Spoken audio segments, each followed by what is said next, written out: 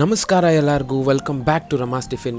ಈ ಒಂದು ಸಮ್ಮರ್ಗೆ, ಈ ಒಂದು ಬಿಸಿಲಿಗೆ ಇನ್ನೊಂದು ನಾವು ಹೊಸ energy drink, that is summer health ಡ್ರಿಂಕ್ನ ಇವತ್ತು ತೋರಿಸ್ಕೊಡ್ತಾ ಇದ್ದೀವಿ.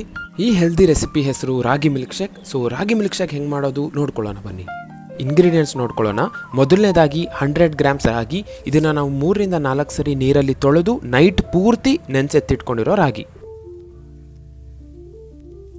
100 ಗ್ರಾಮ್ಸ್ ರಾಗಿ ತಗೊಂಡಿರೋದ್ರಿಂದ 50 ಗ್ರಾಮ್ಸ್ ಬೆಲ್ಲ,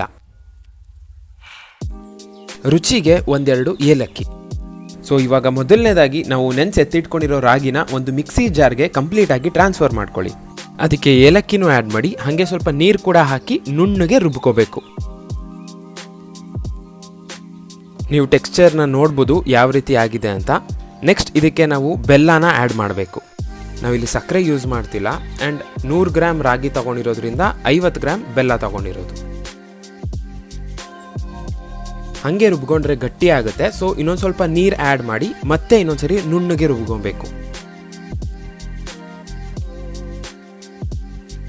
ಎಕ್ಸ್ಟ್ರಾ ನೀರು ಆ್ಯಡ್ ಮಾಡಿರೋದ್ರಿಂದ ಅದು ಪೇಸ್ಟ್ ಆಗಿಲ್ಲ, ನೀವೇ ನೋಡ್ಬೋದು. ರುಬ್ಕೊಂಡಿರೋ ಮಿಕ್ಸ್ಚರ್ನ ನೆಕ್ಸ್ಟ್ ನೀವು ಸೋಸ್ಕೊಬೇಕು. ಒಂದು ಪಾತ್ರೆ ಮೇಲೆ ಒಂದು ಸಾಸರ್ ಇಟ್ಬಿಟ್ಟು ನೀವು ನೀಟಾಗಿ ಅದನ್ನು ಸೋಸ್ಕೊಬೇಕು. ದಟ್ ರಾಗಿಲಿ ಸಿಪ್ಪೆ ಎಲ್ಲ ಇರುತ್ತೆ, ಅದೆಲ್ಲ ನೀಟಾಗಿ ನೀವು ಈಚೆ ತೆಗೆದಿಟ್ಕೊಬೋದು. ನೀವು 2 to 3 ಟೈಮ್ಸ್ ಎಕ್ಸ್ಟ್ರಾ ನೀರು ಆ್ಯಡ್ ಮಾಡಿ ಸೇಮ್ ಪ್ರೋಸೆಸ್ನ ಫಾಲೋ ಮಾಡ್ಬೋದು. ಮಿಕ್ಸಿ ಜಾರ್ನಲ್ಲಿರೋದನ್ನು ಕೂಡ ವೇಸ್ಟ್ ಮಾಡಬೇಡಿ. ಅದಕ್ಕೂ ಸ್ವಲ್ಪ ನೀರು ಆ್ಯಡ್ ಮಾಡ್ಕೊಂಡು ಅದನ್ನು ಕೂಡ ನೀವು ಟ್ರಾನ್ಸ್ಫರ್ ಮಾಡ್ಕೊಳ್ಳಿ.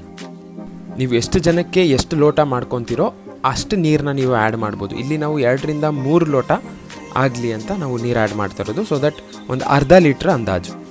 ನೋಡಿ, ಈ ರೀತಿ ಮಾಡಿದಾಗ ರಾಗಿಲಿ ಉಳ್ಕೊಂಡಿರೋ ಎಲ್ಲ ಒಂದೊಂದು ಡ್ರಾಪು ಕೂಡ ಈಚೆ ಬರುತ್ತೆ.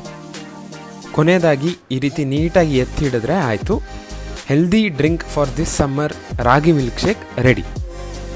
ಈ ರಾಗಿ ಮಿಲ್ಕ್ ಶೇಕ್ನ ನಿಮ್ಮ ಮನೇಲಿರೋ ಎಲ್ಲರೂ ದಿನ ಬೆಳಗ್ಗೆ ಕುಡಿಬಹುದು.